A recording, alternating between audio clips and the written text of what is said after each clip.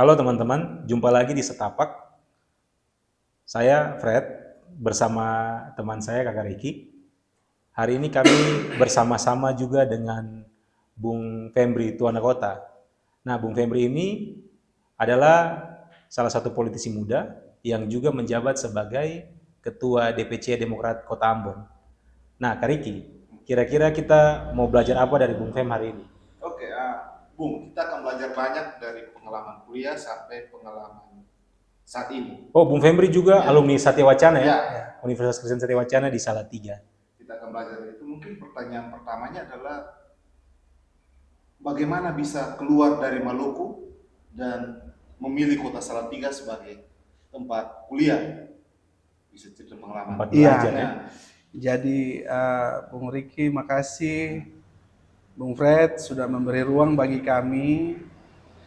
Memang semua perjalanan perorangan itu beda-beda, dan perjalanan saya juga beda dengan yang lain, karena setelah lulus SMA itu diarahkan oleh orang tua untuk tetap di Ambon dengan berbagai macam pertimbangan.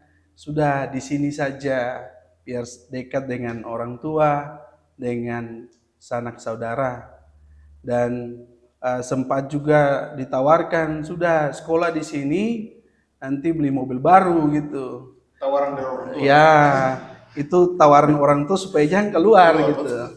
Tapi dalam uh, spontanitas saya ngomong ke orang tua, ya kalau saya kuliah di luar lulus kan bisa beli mobil juga. Oh, iya. Jadi itu mungkin sebagai pengantar, tapi itu secara spontanitas, Fred dan juga Bang Iki. Kemudian dalam beberapa waktu itu kami mencoba menghubungi beberapa akses kami sehingga kami boleh ada di sini, yaitu salah satunya Bung Theo Litai sama Dr. Silvi. Kebetulan itu kakak saya, dan berproses di sini mulai dari datang diterima, kemudian nginap di di rumah dinas Satya juga sama Bu Theo dengan UCC. Dan di situ saya melihat pada tahun 2019 perkembangan teknologi informasi itu sangat seksi waktu itu, dan memilih untuk mengambil studi S1 di situ, Fakultas Teknologi Informasi, jurusan teknik informatika, TI. Jadi ada macam-macam, ada TI, ada sistem informasi, ada DKV. Waktu itu saya ambil TI. Nah, dalam perjalanan memang saya maupun teman-teman semua pasti ada punya target yang ingin dicapai. Misalnya kuliah targetnya 3,5 tahun, 4 tahun, bahkan 4,5 tahun. Nah, kebetulan saya ini menarik karena proses S1 saya itu kurang lebih hampir 6 tahun. 6 tahun lah. Nah, di situ dinamikanya juga turun naik, kemudian sampai diisukan juga bahwa sudah tidak kuliah lagi gitu kan. Jadi itu sampai ke Ambon berarti. Sampai ke Ambon, sampai ke orang tua. Nah, kami beruntung ada lingkungan yang juga bisa supply kami. Jadi memang Bung Fred dan Bu Iki, sebenarnya perjalanan orang masing-masing itu memang kita tidak tahu. Dan kita juga berproses mengalir seperti air. Tapi kita tidak tahu di depan ada gelombang atau arus, ya kita nikmatin waktu itu. Cuman dampaknya itu terhadap target-target kita sejak awal. Karena memang awalnya saya ingin selesai itu lebih awal, 4 tahun. Lebih cepat. Cuman karena kondisi-kondisi perjalanan proses kehidupan yang saya lewati, bagi saya waktu itu kegagalan. Waktu itu, saat itu. Tapi saat ini saya mau bilang bahwa itu adalah sebuah perjalanan yang membentuk sampai hari ini saya seperti ini. Karena itu adalah perjalanan kehidupan yang juga tidak tertera di dalam studi-studi kita, baik dari tingkat PAUD mungkin sampai di strata 1, 2, dan juga 3. Karena itu perjalanan kehidupan yang terjadi itu tidak bisa diukur gitu. Nah, dalam proses waktu berjalan, ada tawar-menawar dengan orang tua waktu itu setelah lulus S1. Kemudian dibuka ruang itu, kepercayaan itu kembali untuk mengambil S2. Dan puji Tuhan, itu terjawab dalam waktu yang relatif singkat. Oh, berarti Sehingga selesai S1 langsung lanjut S2. S2. Tapi di Satya juga. Iya. Di jurusan apa, Bu? Kalau boleh tahu? Dulu kita itu masih program pasca sarjana. Oh. Studi pembangunan, sekarang sudah studi jadi pembangunan. fakultas interdisiplin. Oh, ya. Nah, saat itu 2015 kami masuk di studi pembangunan S2 dan selesai di 2017. Nah, perjalanan-perjalanan S1, S2 itu memang mengalir begitu saja, Fred dan juga Kak Iki. Dan setelah berproses sampai hari ini, saya melihat bahwa memang itu realita yang harus saya lewati waktu itu. Kalau saya tidak lewati, maka proses hari ini mungkin tidak seperti ini gitu. Dan ada pesan yang saya mau sampaikan buat Bung Iki dan juga Bung Fred dan teman-teman semua. Lebih baik kita terlambat daripada tidak sama sekali. Oh. Dan memang itu sebuah catatan. Kalau kita pegang itu, mungkin hari ini kita ada pada di tingkat yang paling rendah, kita bisa bangkit juga. Karena kita tidak tahu masing-masing orang punya titik terendah tuh sampai di tahap mana. Tapi itu pesan yang saya mau sampaikan karena itu yang menjadi realita kehidupan yang saya lewati. Mungkin seperti itu. Selama Bung Febri di Salatiga, kira-kira pernah tergabung dalam organisasi apa atau bermain dengan teman-teman seperti apa yang mungkin membentuk Bung Febri sampai dengan hari ini? Apakah itu berpengaruh atau tidak? Mungkin kita ingin tahu. Iya, jadi Bung Fred, 2010 itu saya terpilih sebagai sekretaris Hipma. Yang ketuanya itu adalah Bung Geri Kue. Nah, kami Hipma itu Himpunan Pemuda Pelajar Mahasiswa Maluku yang di Salatiga. Waktu itu Bung Geri ketua, saya sekretaris. Kita satu periode dan di usia seperti itu kita sudah masuk pada pucuk pimpinan organisasi, berarti itu sudah juga sesuatu yang luar biasa. Walaupun di mata orang kadang biasa-biasa saja, tapi ada nilai yang nantinya dia bisa melihat kembali bahwa ya saya dibentuk juga di situ. Gitu. Nah, di luar itu juga pada tahun 2014, kalau nggak salah itu tanggal 14 Mei, itu kami membentuk sebuah kekeluargaan, semacam perkumpulan kekeluargaan gitu. Jadi kita sekampung, namanya kampungnya tuh Hulaliu, yang berada di Kabupaten Maluku Tengah, Pulau Haruku. Jadi kami itu yang berstudi di Salatiga, di Satya Wacana, kami membentuk sebuah kerukunan di mana kami melakukan aktivitas pertemuan, perjumpaan, diskusi. Jadi biasanya tuh 1 minggu sekali kita lakukan ibadah, relatif kadang 2 minggu sekali, tergantung kita pada kondisi kesibukan masing-masing. Tapi kita berkomitmen tetap harus jalan waktu itu. Nah, dalam perjalanan itu kami juga melakukan beberapa kegiatan di Salatiga. Contohnya Natal bersama dengan masyarakat di Salatiga.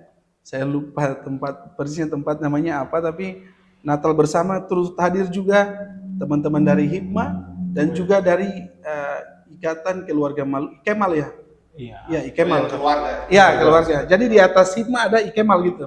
Nah, kita undang mereka juga waktu itu Desember.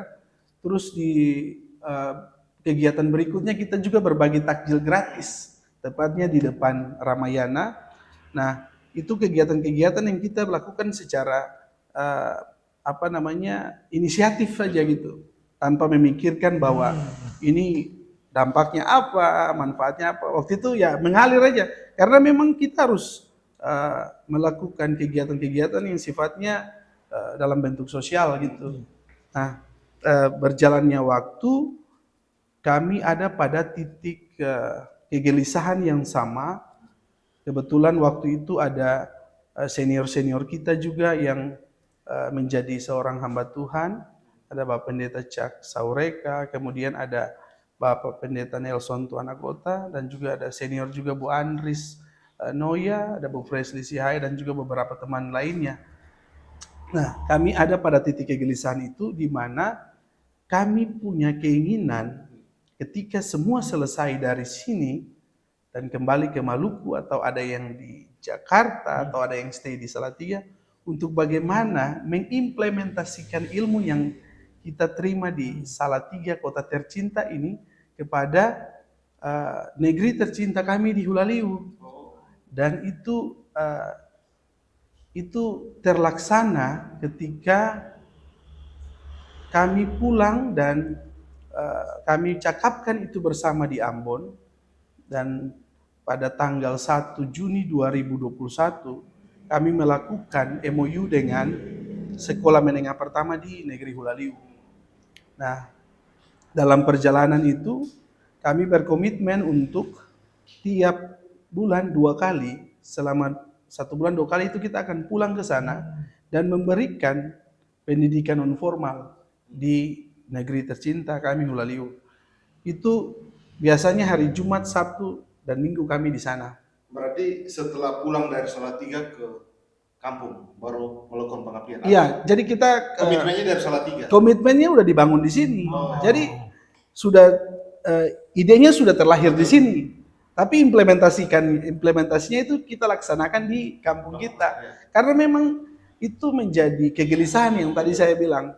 Itu menjadi kegelisahan kami, sehingga ketika kami lakukan itu, maka itu menjawab apa yang kami bentuk di Salatiga sebenarnya gitu. Nah, jadi Kak Iki, dalam perjalanan itu kami dengan spesifikasi bidang ilmu kami masing-masing, ada di IT, ada di hukum, ada di psikologi, ada di kesehatan, dan bahkan juga ada di ekonomi. Nah, kami itu melakukan kegiatan non formal dengan adik-adik kami di sana, dan kami sangat diterima. Kami diterima dengan pendekatan kami di Salatiga, di mana kami itu tidak ada jarak dengan dosen, tidak ada jarak dengan pembimbing, dan tidak ada jarak dengan sesama kami. Kami melihat itu sebagai sesuatu bekal, di mana kami harus juga mengimplementasikan itu di kampung, di daerah kami. Nah, ketika itu diimplementasikan, itu sangat diterima oleh anak-anak di sana. Karena mereka tuh rata-rata hanya pada prosesi belajar mengajar yang hanya di dalam ruangan, kemudian yang begitu-begitu saja, datar-datar saja. Dan ketika kami hadir dengan sebuah kegiatan yang sifatnya kreativitas, itu menjadi sesuatu yang diterima, dan bahkan ruang-ruang itu menjadi cair. Jadi dulu awalnya kayak misalnya pertemuan pertama mereka kurang kenal. Ketika kita mengembangkan sebuah permainan di dalam itu, maka itu menjadi cair dan sudah familiar nama-nama kita. Kemudian, oh iya Kakak Femri, oh iya Kakak Fresley, oh iya Kakak Bodi, Kakak Evan. Nah, semua pada cair. Dan saat itu yang kami lakukan di sana, kami turun itu dengan komposisi spesifikasi ilmu yang betul-betul sudah tuntas di UKSW. Artinya kami turun, kami semua sudah selesai studi. Ada S1, ada S2, dan juga bahkan ada yang menuju ke doktor. Dan itu sebagai motivasi adik-adik, bahkan sampai ada yang bilang, kakak, beta mau kuliah di luar. Kakak, beta mau sekolah di luar Ambon. Ini menjadi motivasi karena kadang pemahaman teman-teman adik-adik di bawah itu terbatas. Mungkin mereka kaku untuk melakukan komunikasi. Jadi program kami itu memang cenderung terhadap karakter building, dan kita namakan program kita itu yaitu Ken. Ken kalau dalam bahasa Inggris kan bisa, tapi kalau per hurufnya itu cinta anak negeri. Jadi itu adalah sebuah ungkapan terima kasih kami untuk kami, negeri kami gitu, dan juga untuk generasi kami, generasi adik-adik di bawah kami kan. Nah itu sebagai ungkapan kami. Nah dalam perjalanan memang dinamika itu ada naik turun.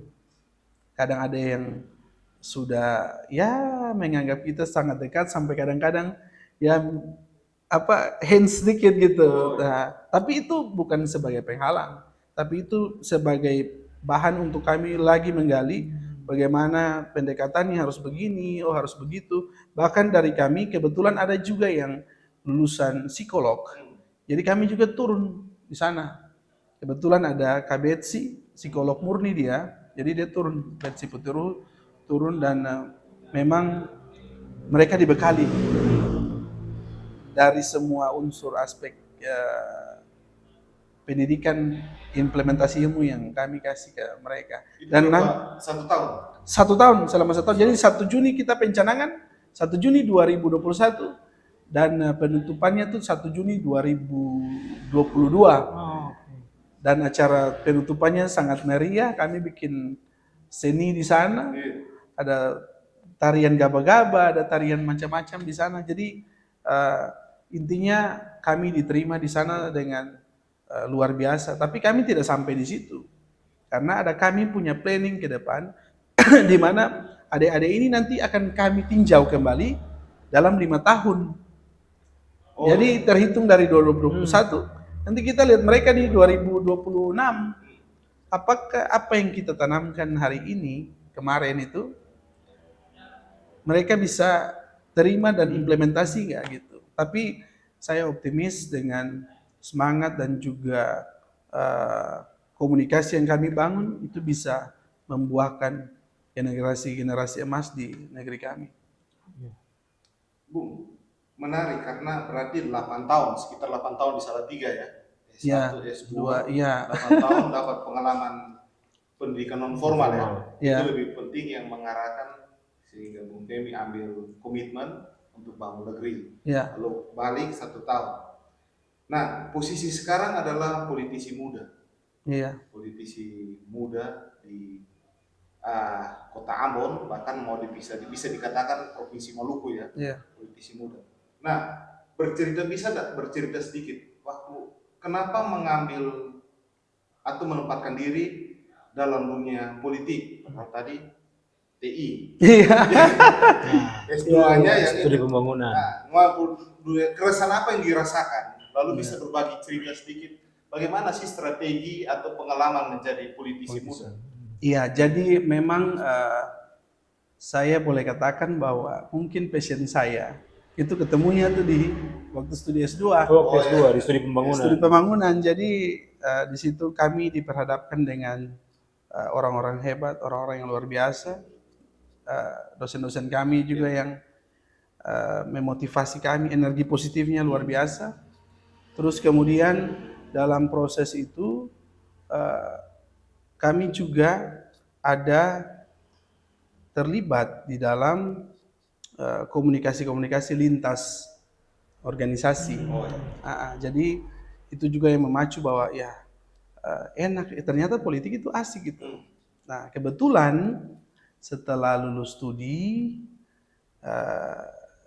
saya bekerja sebagai tenaga ahli pimpinan Komisi 4 DPR RI di Senayan, Bung Michael Watimena, daerah pemilihan Papua Barat. Dan setelah terjun di situ, ternyata saya melihat bahwa bahwa pintu politik itu sangat terbuka dan dia menembus semua ruang sektoral yang ada.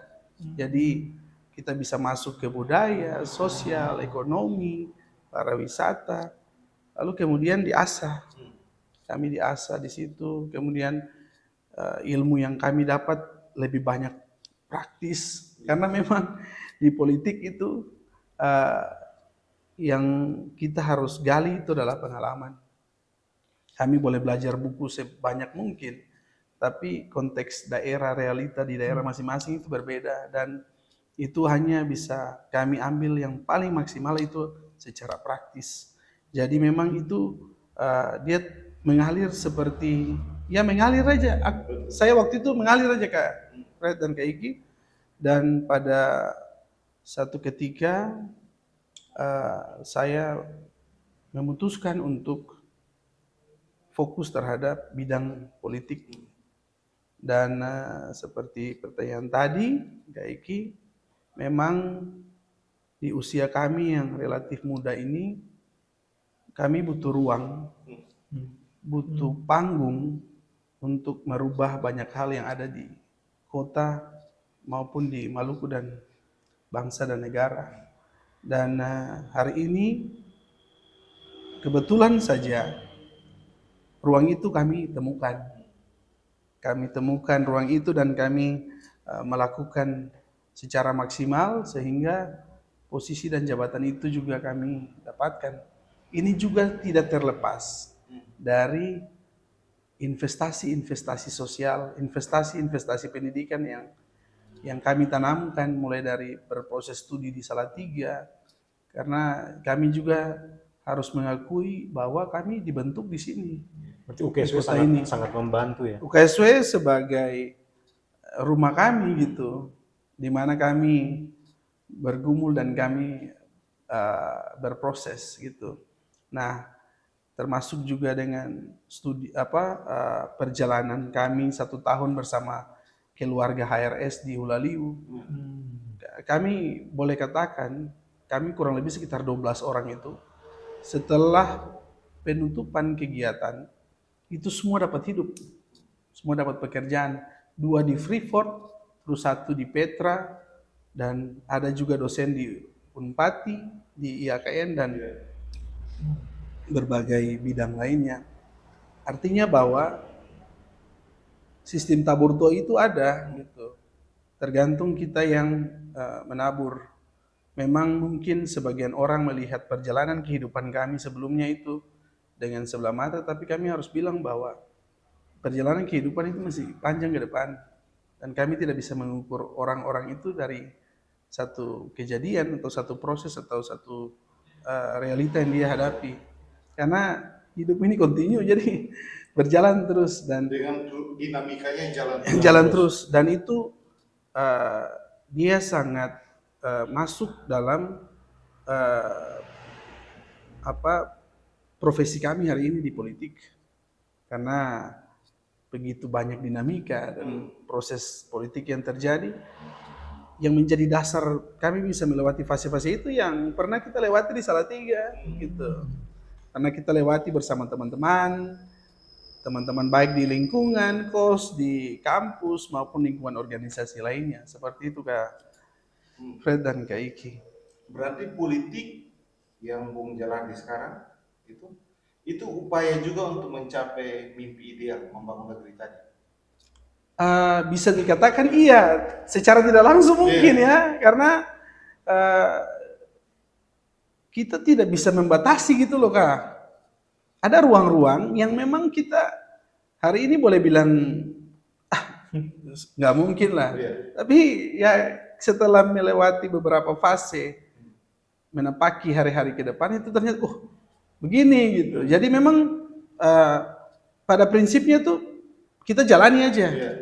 Jalani pada rel yang kita lewati, sehingga kita bisa menjangkau semua lini begitu, baik. Seperti itu. Nah, berarti kita bisa belajar mungkin dari Bung Febri satu hal penting ya. Ternyata proses perjalanan Bung Febri ini selama di UKSW, baik itu kegiatan formal maupun informal, itu sangat membantu dalam keseharian sehingga membuat Bung Febri bisa ada dalam tahap seperti ini ya Kak Riki ya. Itu penting sekali mungkin untuk bisa dipelajari oleh banyak orang. Karena ada satu quote yang menarik ya. Pemimpin tidak dibentuk dari lahir, tapi dibentuk oleh waktu ya. Dibentuk oleh waktu. Proses itu. Setiap pemimpin membentuk waktunya sendiri. Ya. Mungkin perjalanan Bung Febri tadi bisa seperti itu. 6 tahun ya. 6 tahun S1. S1 itu bukan. Belum S2 lagi kan? Iya. Tapi terakhir dia membuat Bung Febri mampu untuk membentuk waktunya sendiri. Dan setiap aktivitas tidak ada negatif dan positif. Ya. Karena banyak yang menganggap bahwa politik negatif. Ya. Bung Febri menunjukkan bahwa ternyata politik itu bisa digunakan untuk mewujudkan tujuan membangun negeri tadi. Iya. Oke, terima kasih Bung Febri sudah Siap. bersama-sama dengan kita untuk belajar banyak hal. Dan kita akan jumpa lagi di program Setapak berikutnya. Terima kasih.